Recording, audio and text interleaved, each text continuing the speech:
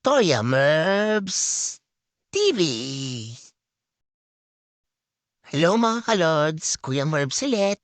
Second day na namin sa installation ng CCTV.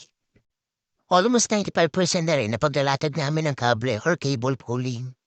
So sa area na to may isang outdoor camera na nakapokus sa main gate. At sa ibang area hindi ko na ididetalye pa, privacy na rin kasi ni client. At support na to, kailangan natin gumamit ng junction box para sa mga camera na outdoor. Protection na rin kasi ito para hindi mapasukan ng tubig ang bawat termination. At kung magpapakabit kayo ng CCTV camera, make sure na pang outdoor yung camera na ilalagay nyo sa area na nasa labas.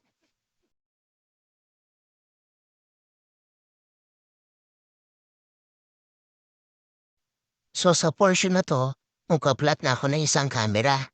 Kumamit nga pala ako ng UTP Cat 6 or network cable at PVD network balloon. Mas madali kasing gamitin ito kung analog camera ang request ni client.